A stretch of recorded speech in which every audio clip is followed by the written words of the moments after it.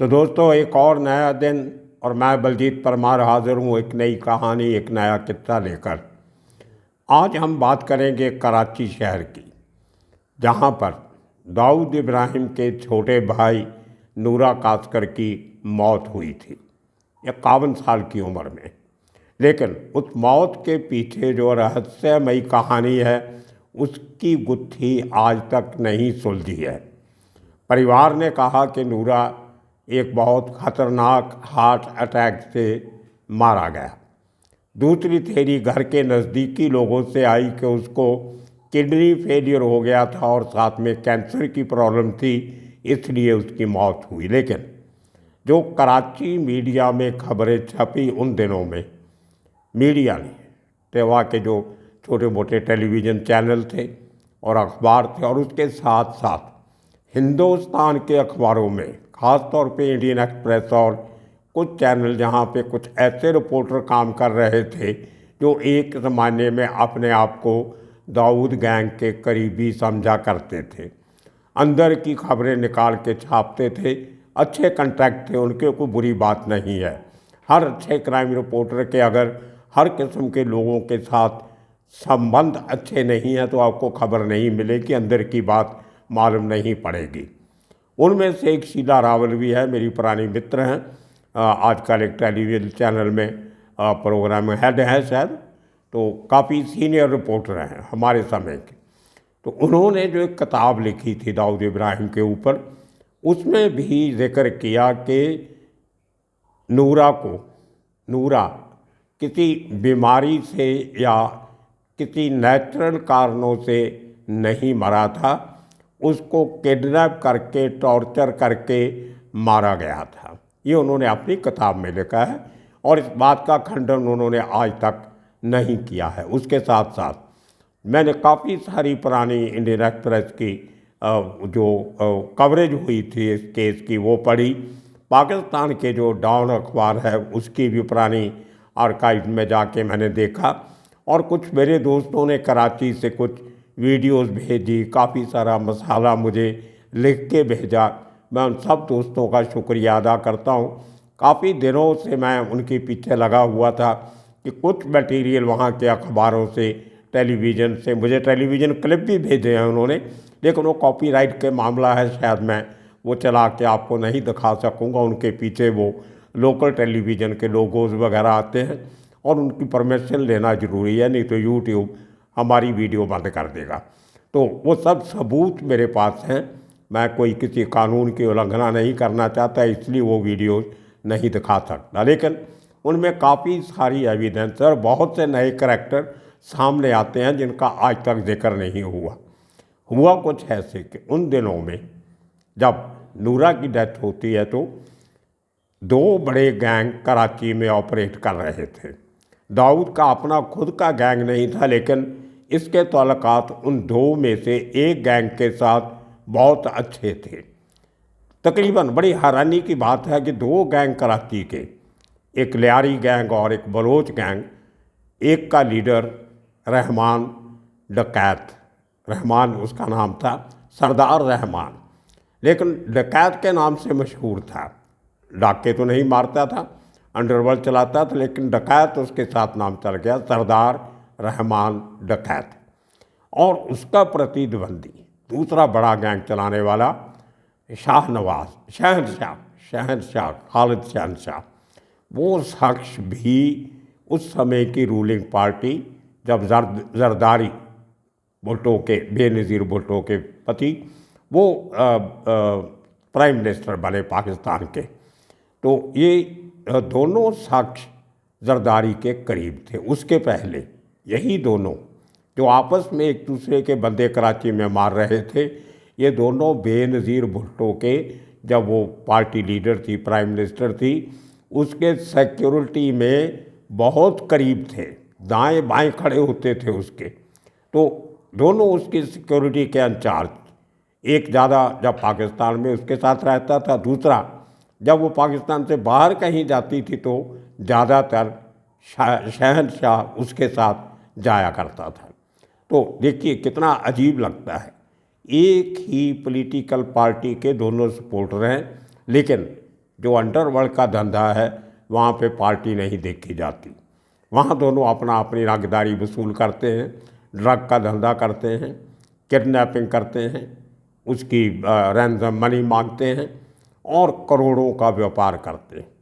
तो शहंशाह की नज़दीकियाँ दाऊद गैंग के साथ थी और उसको हर समय तलाश रहती थी कि रहमान डकैत के बारे में जितनी जानकारियाँ, कहाँ रहता है, क्या करता है, कितने पैसा मांगता है, उस किस्म की इन्फॉर्मेशन निकालने के लिए उसको हमेशा ज़रूरत रहती थी।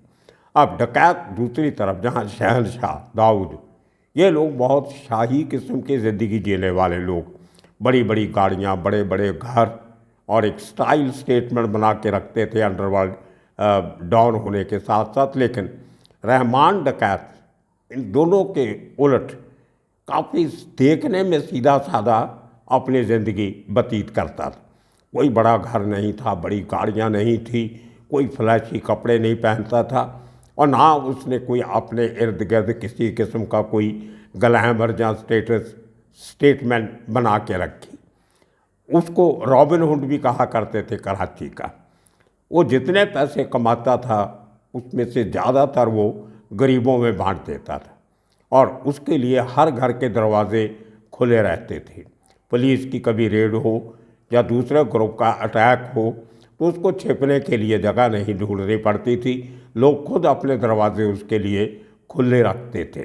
तो ये उसका एक प्लस पॉइंट था, इसीलिए बहुत साल तक वो कराची की उन 22 लेन्स में, लियारी इलाके में, जहाँ आए दिन रोज़ मर्डर, चोरी चकारी, डाके, लूट मार, वायलेंस, हर किस्म का अपराध होता था, वहाँ उस इलाके में रहमान डकैत को लोग भगवान की तरह मानते थे। तो ये दोनों की बैकग्राउंड। अब कहा ये जाता है कि नूरा, जो उस समय के, उस दिनों की मैंने पाकिस्तानी मीडिया की रिपोर्टेज जो है वो स्टडी की, तो रहमान डकैत को शक हुआ कि नूरा कासकर, दाऊद का भाई, हमारे गैंग की इन्फॉर्मेशन निकाल के शहंशाह को देता है। उनको दाऊद पे भी गुस्सा था कि दूसरे देश से आके हमारे देश में हमारे काम धंधे में दखल दे रहा है। ये अंडरवर्ल्ड में ऐसी बातें चलती रहती हैं। खैर, उसने, कहते हैं कि उसको नूरा को रहमान डकैत के आदमियों ने किडनैप किया। 2 दिन तक उसको अपने कब्ज़े में रखा और खबरें ये भी छपी मीडिया में कि $50 मिलियन उससे फिरौती मांगी गई दाऊद इब्राहिम से, जो उसकी फैमिली वालों से, लेकिन इन्होंने वो पैसा देने से इनकार किया। ये जो किडनैपिंग वाली बात तो मानी जा सकती है, लेकिन इतनी बड़ी फिरौती मांगने वाली बात शायद इतनी जायज़ नहीं है, क्योंकि अगर ये मामला इतना संगीन होता तो दाऊद इब्राहिम पैसा देके अपने भाई को बचा सकता था, या जितने उसके ISI वगैरह में लिंक थे उनके थ्रू किसी तरह से अपने भाई को बचा सकता था। लेकिन जैसे कि मैंने पहले कहा, रहमान के और शहंशाह के पीपल्स पार्टी ऑफ पाकिस्तान के टॉप लीडर्स के साथ डायरेक्ट तालमेल था। शायद इसलिए दाऊद की वहाँ नहीं चली, अपने भाई को नहीं बचा सका। ये सबसे बड़ा कारण हो सकता है। मैं आपको 2 तस्वीरें इसके साथ दिखाऊंगा। बेनज़ीर भुट्टो के साथ एक तस्वीर में उसका सिक्योरिटी का काम करते हुए उसकी हाथों से दूसरे लोगों के हाथ दूर रखने की कोशिश करते दिखाते हुए सर्कल में जो है शख्स, वो रहमान डकैत है। दूसरी तस्वीर में जो बेनज़ीर भुट्टो के साथ खड़ा है शख्स, वो शहंशाह है। तो दोनों आदमी बेनज़ीर भुट्टो के खास बॉडीगार्ड और कराची की गलियों में एक दूसरे के खून के प्यासे। तो हुआ ये, नूरा को 2 दिन अपने पास रखने के बाद उसको मार के उसकी बॉडी एक डंकी काट, कराची में अगर आपने कभी कराची के सीरियल देखे हो या कुछ देखे हो तो आपको दिखाई देगा कि एक जो गधा होता है उसके जो एक रेड़े को खींच के लेके जाता है रेड़ा रीढ़ी बोल देते हैं पंजाबी में उसको नॉर्थ इंडिया में, तो वो गधे से ज़्यादा खींचते, काफ़ी भार खींच के ले जाता है। तो रहमान गैंग का एक ट्रेडमार्क था, जिस बड़े आदमी को मारते थे उसकी बॉडी उसी डंकी काट के ऊपर रख के उसके घर के बाहर छोड़ देते थे, गधे को ले जाते थे, वो लकड़ी का रेड़ा 2 पहियों वाला वहीं पे छोड़ जाते थे। तो ये उनकी एक अपना काम करने का तरीका, दुश्मनों के दिल में दहशत बैठाने का तरीका, अपना ही अंदाज। तो ये ट्रेडमार्क रहमान गैंग के साथ जुड़ा हुआ था। अगर आपको रेड़े पे लाश किसी की मिलती है तो समझ जाना चाहिए कि वो रहमान डकैत के गैंग का काम है। इसी तरह से नूरा की बॉडी वो दाऊद के घर के नज़दीक के एक छोटी लेन में एक डंकी काट पे पाई गई। ये रिपोर्ट उस समय के पाकिस्तानी अखबारों में छपी और टीवी पे दिखाई गई, लेकिन दाऊद की परिवार ने इस बात से पूरा इनकार किया। अब उसके बाद जो घटनाक्रम होता है वो इस चीज़ को सिद्ध करता है कि नूरा को वाकया ही रहमान के लोगों ने मारा, क्योंकि थोड़े दिनों के बाद वहाँ के एक कराची के एसएसपी जिनका नाम था चौधरी असलम, एक दिन वो सादे कपड़ों में अपनी पुलिस की टीम को लेके जाते हैं कराची के उस एरिया में जहाँ पे उनको पक्की खबर मिली थी कि रहमान डकैत उनको फ़लाँ गली नंबर के फ़लाँ घर में मिलेगा, और वो खबर सही थी। अब उस इलाके में रहमान डकैत का एनकाउंटर करना खतरे से खाली नहीं था। एक भी गोली चलती, बहुत से घरों से गोलियां चलनी शुरू हो जाती, पुलिस वालों की जान खतरे में हो जाती। तो ये पुलिस वाले इसीलिए यूनिफॉर्म पहन के नहीं गए थे, लेकिन इस किस्म के कपड़े और इस किस्म की पगड़ियाँ बगड़ियाँ सर पे बांध के गए कि किसी को शक ना हो कि ये पुलिस की टीम है, और एक तरह से बदमाशों की तरह बन के रहमान को मिलने का बहाना लगा के उस इलाके में पहुंचते हैं। एक बात आपको मैं बता दूं कि जो रहमान था वो बलोच था, बलोची कम्युनिटी, बलूचिस्तान से बहुत खूंखार किस्म की मार्शल कौम है जो बलोच हैं। पाकिस्तान की आर्मी में बहुत हैं और आजकल वो अपनी पाकिस्तान से आज़ादी की मांग भी कर रहे हैं, बलूचिस्तान बनाना चाहते हैं। खैर, तो रहमान बलोच को, रहमान डकैत बलोच, अब जिस एरिया में था वो एरिया पूरा बलोचों का एरिया था, और कहते हैं कि हर तीसरे बलोच के हाथ में हथियार होता है। तो उससे बचने के लिए बड़े तरीके से इससे बातचीत करते, उसको किडनैप करके वहाँ से अपनी गाड़ियों में निकाल के लेके जाते हैं। साथ में उसके 3 साथी होते हैं रहमान के। इन चारों को एक दूसरे इलाके में ले जाके फेक एनकाउंटर में मार दिया जाता है। अब देखिए, इस किस्म के काम मुंबई के अंडरवर्ल्ड में भी बहुत हुए हैं, जहाँ एक गैंग दूसरे गैंग के लीडर को, जहाँ उनके करंदों को मार नहीं सकता था, वहाँ पुलिस का साथ लिया गया और सो कॉल्ड एनकाउंटर स्पेशलिस्ट से वो काम करवाए गए जो गैंगस्टर खुद नहीं कर सकते। अब जब ये कांड होता है तो रहमान की बीवी और उसकी बहन वो कराची हाई कोर्ट मूव करते हैं कि हमारे भाई को फेक एनकाउंटर में मारा गया, लेकिन पुलिस उनकी शिकायत दर्ज नहीं करती। हाई कोर्ट के दखल के बाद एफआईआर में इन दोनों लोगों की स्टेटमेंट दर्ज की गई और एसएसपी चौधरी के खिलाफ, चौधरी असलम के खिलाफ एफआईआर दर्ज की गई। उसके बाद चौधरी असलम का भी मर्डर हो जाता है कुछ समय के बाद। अब बचा खालिद शहनशाह। अब रहमान के मरने के बाद उसके चचेरे भाई, कज़न, जो उमैर उसका नाम है, उसने गैंग को संभाला और सबसे पहला उसका टारगेट था शहनशाह, खालिद शहनशाह को मारना, जिसके पीछे उसको शक था कि उसके कहने पे पुलिस की टीम ने उसके भाई को मारा।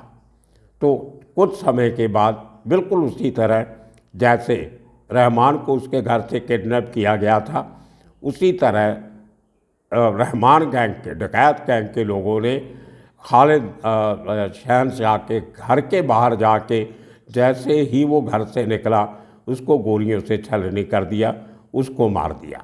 अब कराची के दो बड़े गैंग के दोनों लोग मारे गए। ये लोगों की पीछे की कहानियाँ, जिनमें दाऊद शहंशाह की मदद करता था, उसका बदला लेने के लिए रहमान ने नूरा को उठाया और मारा। और जो उस समय के अखबार छपे उनमें ये भी बात कही गई है कि नूरा की बॉडी पे बहुत से जख्म थे टॉर्चर के, और उसके अलावा 7 गोलियां भी उसके जिस्म में लगी थी। ये सब बातें मीडिया में छपी हुई हैं, लेकिन आज तक फिर भी कोई इसकी पुलिस इंक्वायरी नहीं हुई। पुलिस में FIR दर्ज हुई, लेकिन उसमें किसी को पकड़ा नहीं गया, क्योंकि किसी ने भी इस केस की पैरवाई करने में दिलचस्पी नहीं ली। दाऊद ख़ानदान ने कोई इंटरेस्ट नहीं लिया, कराची पुलिस ने कोई इंटरेस्ट नहीं लिया। मुंबई पुलिस की तरह वो भी यही सोचते हैं कि गैंगस्टर आपस में लड़के मर जाएं तो अच्छा है, हमें कुछ नहीं करना पड़े। तो इसी तरह ये गैंगस्टर की आपसी लड़ाई, इनकी जो गुटबाजी चलती है, दुश्मनी चलती है, उसके चलते चलते नूरा की वो डेथ भी एक मिस्ट्री बन के रह गई। आने वाले दिनों में और कितने कहानियाँ लेके फिर हाजिर होंगे। तब तक के लिए आप सबका शुक्रिया, धन्यवाद।